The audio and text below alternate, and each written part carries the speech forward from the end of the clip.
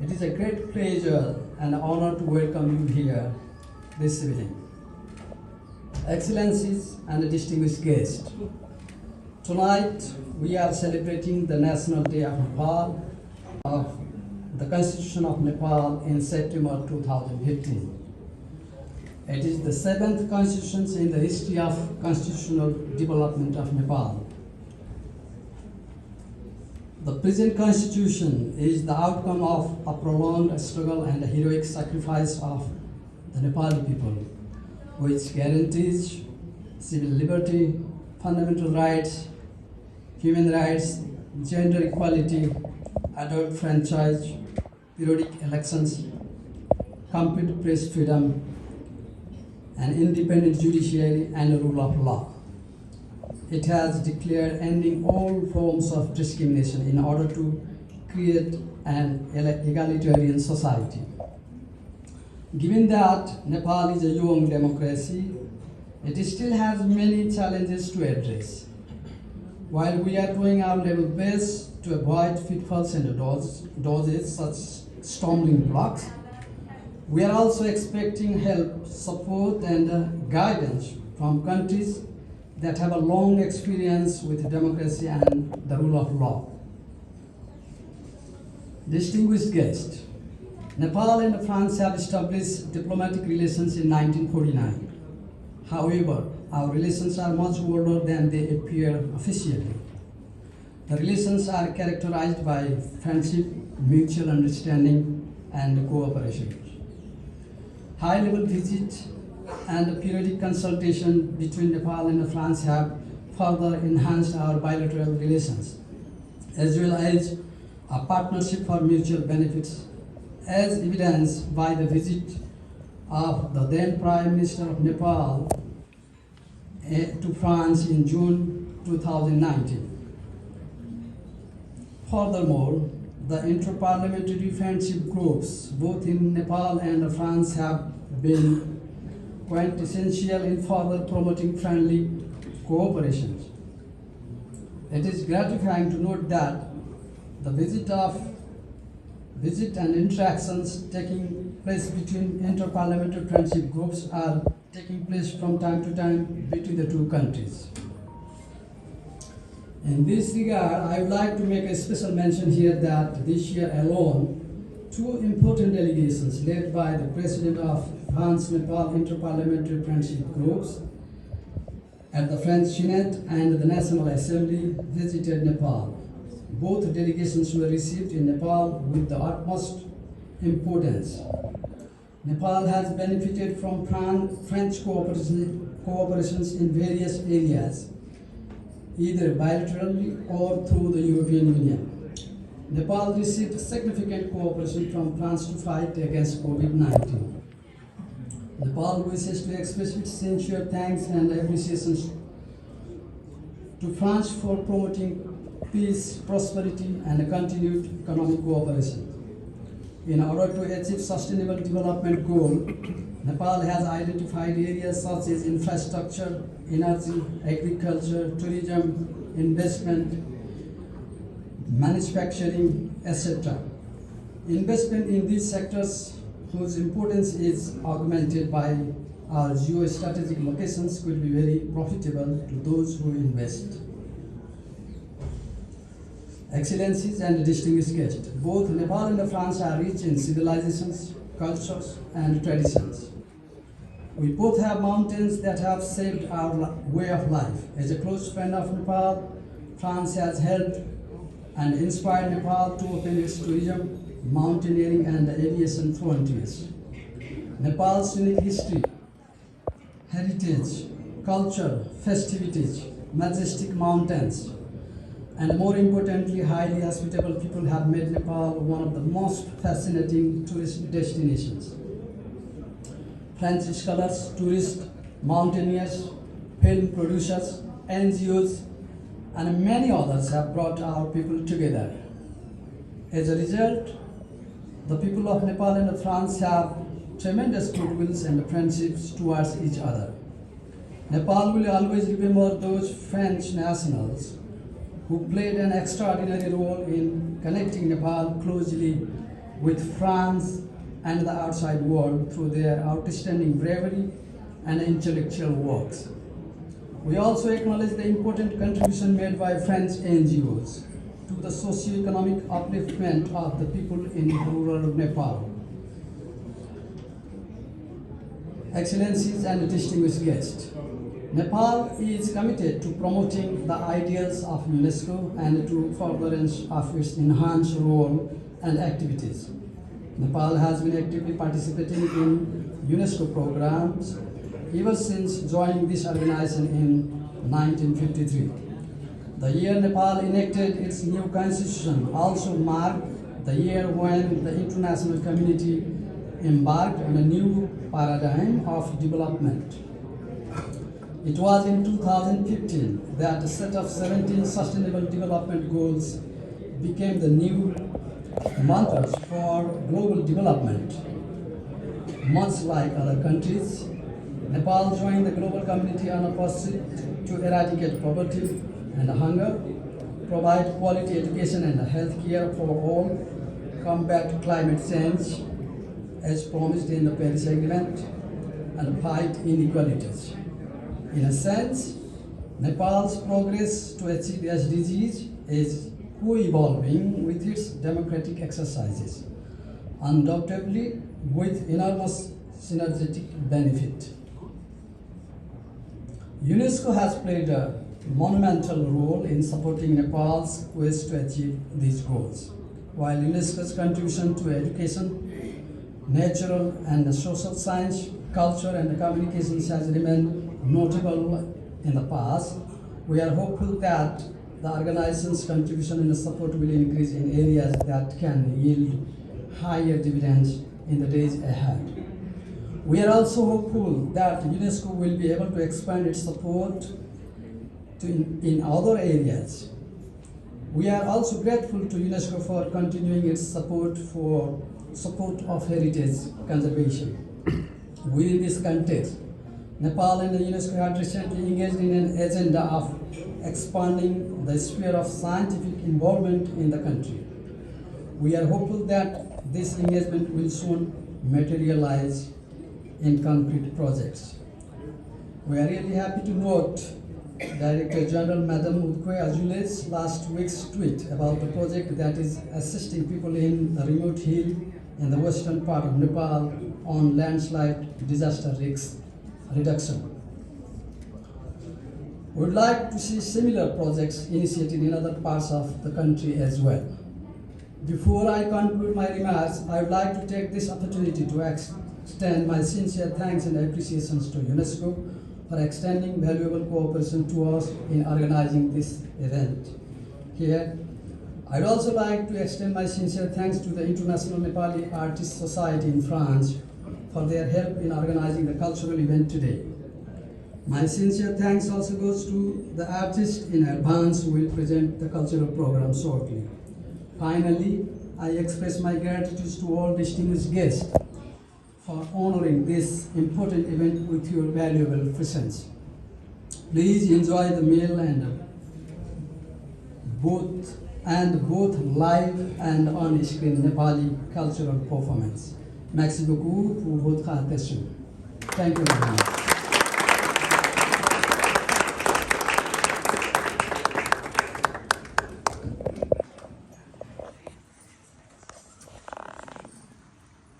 Thank you, Excellency.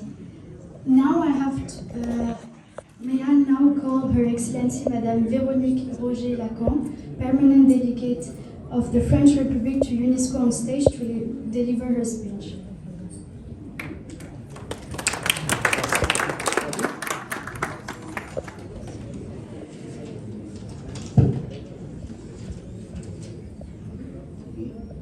Monsieur l'ambassadeur de la République fédérale du Népal, Excellences, Mesdames et Messieurs, chers amis, je suis très honorée que vous m'ayez demandé d'être votre partenaire pour cette célébration de l'adoption de la Constitution népalaise proclamée le 20 septembre 2015. C'est, vous l'avez dit vous-même, une constitution très importante qui ancre le Népal dans la démocratie. It's an important constitution an important step and very important for UNESCO, a constitution which anchors Nepal into democracy. And we all know that democracy is the fundamental basis of the UNESCO Constitutive Act, of the United Nations Charter.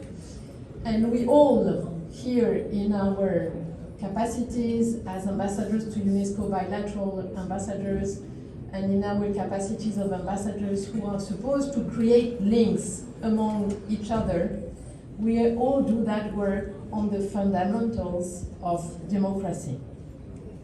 As we know, UNESCO was created on the basis of the disaster of the Second World War.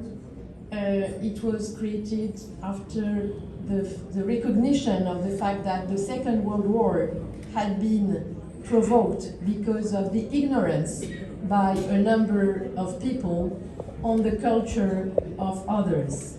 And it is because of that that the founders of UNESCO believed that, yes, it was good to have the United Nations Charter and to fight against insecurity and call for stability and security in the world.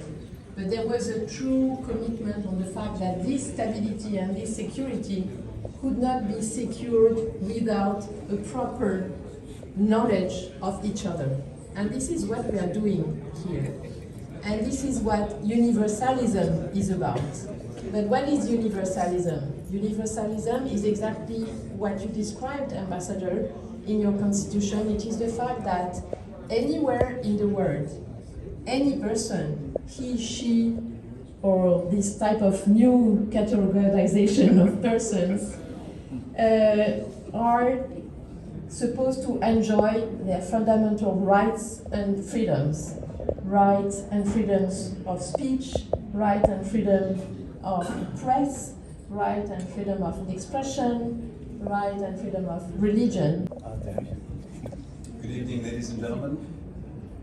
Bonsoir à tous. My name is Doug Lynch. I'm speaking on behalf of the Secretariat. I'm Director of External Relations at Interim. Excellency, Mr. Deepak Adhikari, Ambassador of Nepal to France, a permanent delegate to UNESCO. Excellencies, ambassadors, representatives of permanent delegations to UNESCO, distinguished guests, colleagues, ladies and gentlemen. On behalf of UNESCO, I am delighted to offer best wishes to the permanent delegation and to the government and the people of Nepal on this National Day, which also marks the 8th anniversary of the signing of the 2015 Constitution. The 2015 Constitution, it's been said by you, Ambassador, by the Ambassador of France, and the process which led to its elaboration and its ratification. So it's not just the Constitution, it's the process which led to this Constitution in 2015, is a historic milestone in the history of the country's transition towards a democratic federal republic. More than that, and this is important in a multilateral setting, it's an example to other countries who also are seeking the path of reconciliation, the path of peace following civil strife. Any visitor to Nepal will remark upon the society's respect for peace and tolerance, which is also expressed, I would say, in its strong commitment to United Nations peacekeeping, which we're all familiar with, and to the constructive role it plays in regional and international fora and organizations like UNESCO, first and foremost this evening. Nepal is a country of richness. It's a country of a stunning natural beauty, biodiversity and cultural heritage, but it is perhaps the social fabric of the country. Its tapestry of diversity, its mix of languages, caste, religion, ethnicity. Now we're going to start the cultural program. I request the distinguished guests to continue enjoying the drinks and meal while the cultural program is going on. The first item is a solo dance. The lyrics of this song starts with this dance will be performed by Osmi Thapa, and it's about the spring season it's all around and how it changes her mood.